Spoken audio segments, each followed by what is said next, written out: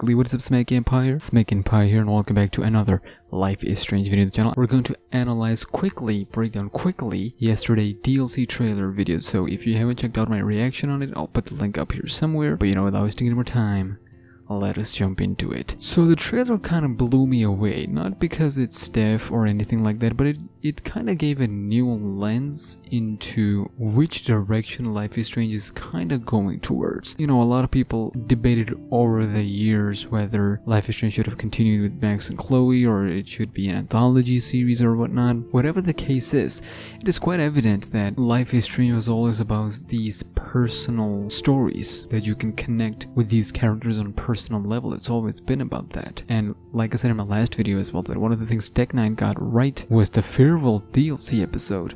No matter what you say about Before the Storm, the Farewell DLC was, to me, their best work. So I'm really hyped for Wavelengths DLC. If you don't know, Wavelengths is a small story, aka a prequel to Life is Strange True Colors. Steph's story, character returning from Life is Strange Before the Storm, will be experiencing the events of Steph before Alex arrives into Haven Springs, which is crazy because this will be also Steph's entry into this town as she makes a career. So now we're gonna move into this piece by piece and see what we got. So first thing I want to talk about are the visuals. Now I'll be honest with you, I'll be the first one to say we haven't actually seen a full-blown 4K gameplay. We've only seen 1080p gameplay with 4K screenshots, but this is for the first time we're getting a full-blown 4K trailer, and let me tell you, it looks stunning. So I reacted on my phone and I reacted to it on my 4K monitor. It's nasty. The crisp, the quality each asset has, the character models,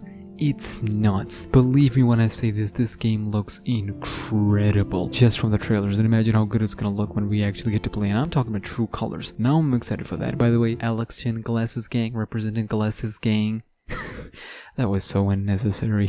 But anyways, what are we doing in Wavelengths DLC? Why is this necessary? Number one is for the fans, of course, from Before the Storm, and it is basically Tech9's own personal love letter, in my opinion, because it's one of the characters Tech9 made, added to the roster of Life is Strange OG squad, because Steph was never in the original game, so they kind of added her later, as well as her friend Mikey, whom we played D&D with, both of them. He also made his return, so unfortunately that, or fortunately for some people, that was a returning character. I know a lot of people were expecting something else, but with all that said and done, ladies and gentlemen, Wavelengths, like I said before, is the prequel, small prequel to Life is Strange True Colors, set 4 seasons before the entry of Alex Chen into Haven Spring. Now, do we think that we're gonna get to see Gabe, Alex's brother? Potentially.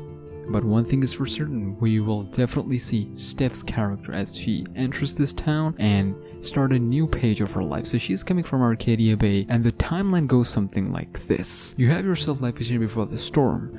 Whatever things happen with Rachel, Chloe transitions into a different life. Life is Strange 1 happens. Then Life is Strange 2 events starts, but at the same time, you got Life is Strange True Colors. So in between Life is Strange 2, Life is Strange True Colors, there is a small gap that will be now filled with this DLC. So technically speaking, timeline wise, this is a really important part of the entire story. Anyways, it says Steph into Steph's booth as all new radio show host for Haven's best and only radio station. What intrigued me the most, it'll be going on over 4 seasons, so we'll get to see that, as we saw a small glimpse of it in the gameplay. We saw 4 seasons, which is great. She wanna put the past behind her, and now she wanna go into this, so it'll be really interesting if they make any sort of connection or reference to their previous games in any way, shape, or form. This is, by the way, in the same timeline. Alright, so let's see how they tackle it. I really hope they do. It made sense for Life is Strange 2 to ask for Life is Strange 1 save files. Let's see if they asked for Life is Strange Before the Storm save files. Like the same thing when Life is Strange True Color, because like, did you play Life is Strange Before the Storm, something like that? We'll see. So we became the host of this show. We're the DJ, we choose records for playlist. That's where my favorite part of the whole thing begins. Apart from visuals, there is a clean, and I mean clean, list of soundtrack, including my favorites, Alt J, and the one that surprised me the most, local natives are back. Theirs was nasty back in the first game, so I'm so glad we'll get to pick and choose, because, you know, we'll be handling playlists Because we're Steph. They said in this official thing that each packing an emotional punch. You dang right. You dang right. So Life is Strange got the soundtrack right. It's gonna be that chisel. It's gonna be that chisel. We'll be setting up her room, her booth, and we'll be seeing her personality develop over 4 seasons as one of her old friend, Mikey, returns. Again, Mikey was in Arcadia Bay. What has happened to him? How is he still alive? Or whatever has happened, you know? Well, it's definitely gonna be interesting to see how they tackle all that. So with all that said and done, you guys now know how important this DLC is, not just for the timeline, but for old fans specifically, because the new fans, they would have already learned about all of it comes September 10th, and just 20 days later, they'll get to see a little bit more. So in a sense, I'm glad this happened. It's the same thing with Before the Storm. Instead, we got Farewell, which, like I said, was one of their best work, the only best work, because we don't know other stuff that they've done. So for those of you Chloe and Max fans, I can only hope that Square Enix bring Life is Strange 4 rumors and make it into reality. As we know, True Colors and Life is Strange 4 with Max and Chloe was rumored. Yes, the rumors were going on. They're gonna make it, the opening of the 4th game was gonna be, in a sense, so that both endings could be justified, in a sense, and Max and Chloe both return.